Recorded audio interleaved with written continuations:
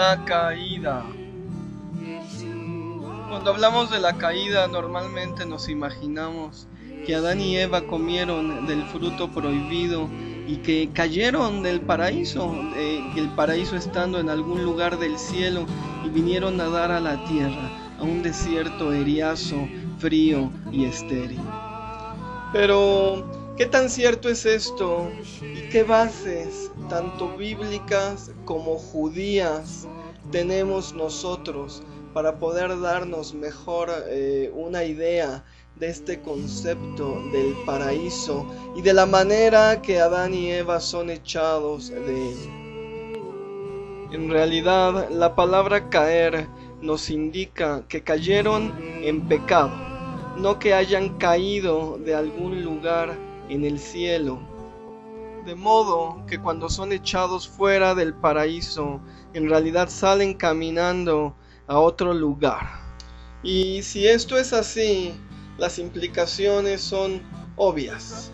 Entonces, el paraíso está o estaba en algún lugar en la tierra. Y si es así, ¿en dónde estaba? ¿Cuál es su ubicación geográfica?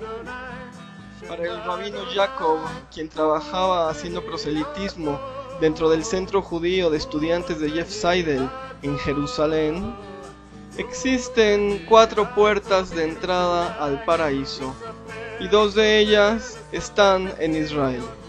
La primera se encuentra en Hebrón, en la tumba de Macpela, donde está enterrado Abraham, Sara y otros patriarcas. La segunda se encuentra en Jerusalén, muy cerca de la Tahaná Merkaz, en un valle donde sale un manantial. Respecto a las otras 2 puertas de entrada al paraíso, desconocían el lugar donde se hallaban. Pero es importante que dentro de esta concepción son unas puertas espirituales. Cuando yo pregunté, ¿y tú puedes ver, Rabino Jacob, esa puerta al paraíso? Me dijo, no, solamente un sadik, un justo, solamente una persona con una gran relación con Dios puede ver la puerta al paraíso, la puerta de entrada. De modo que el paraíso está en convivencia, en un universo paralelo al de la Tierra. Está al mismo tiempo que nuestro planeta, es simplemente que no lo podemos ver. No obstante, la Escritura nos dice en el libro de Génesis 2:10 que había un río que se partía en 4 cabezas y que salía del paraíso. Uno de los ríos es el río Éufrates, del cual estamos seguros de su ubicación.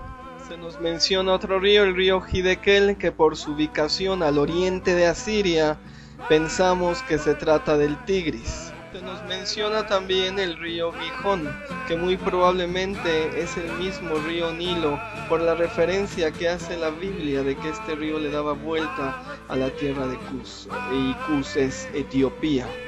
El otro río es el Pisón, que bien podría ser el Jordán, por la referencia a la tierra de Javila, que es básicamente el territorio de los amalecitas.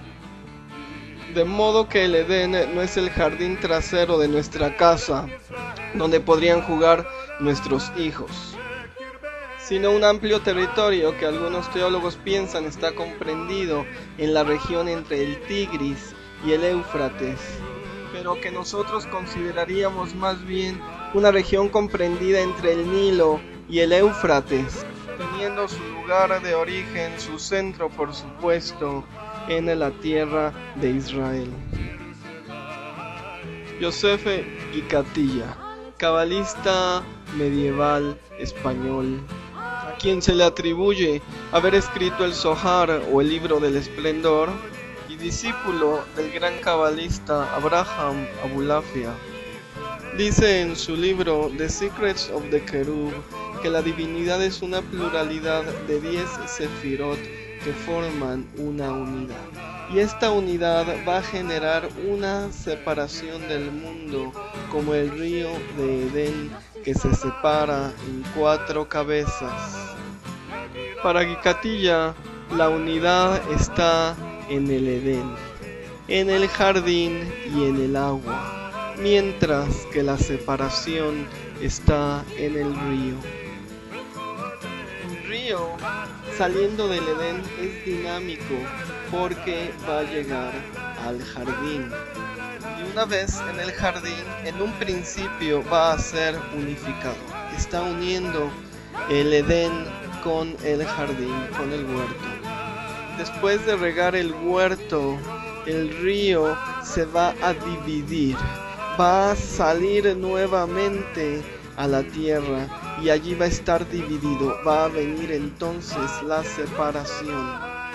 Para Guicatilla, entonces, el místico se convierte en el jardinero del huerto, que es el mismo papel, es el mismo rol que tenía Adán antes de la caída, cuya finalidad es la de operar el mecanismo que vuelva nuevamente a conformar la unidad. Y no se trata de ninguna coincidencia el hecho de que María, en el Evangelio de Juan, haya confundido a Jesucristo con el hortelano, con el jardinero. La responsabilidad entonces del jardinero es global. Tiene que crear la realidad y transformarla. Y nosotros como cristianos que compartimos la imagen de Jesucristo, tenemos esta misma responsabilidad, la de unificar la diversidad, la de volver nuevamente al Edén. Y la pregunta tanto para cabalistas como para nosotras es obvia: ¿cómo podemos nosotros regresar al jardín del Edén? Si hay allí un querubín con una espada envainada en la mano, ¿cómo podemos nosotros regresar a generar, a crear esta unidad? Para Guicatilla, lo importante sería entonces no cómo entrar en el jardín del Edén, lo cual es imposible mientras estemos aquí en la tierra, quizás en el mundo venidero dentro de la resurrección.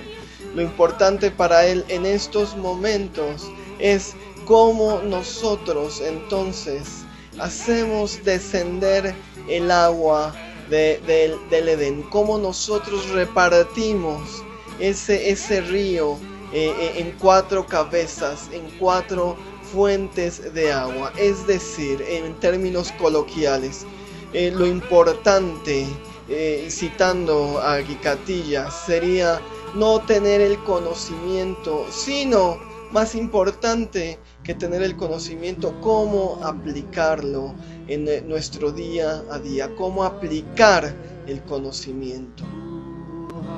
Para el doctor George Sabran, uno de mis profesores en la Universidad Hebrea de Jerusalén, la redención para regresar al jardín del Edén se llevó a cabo en tiempos de la salida del pueblo de Israel de Egipto.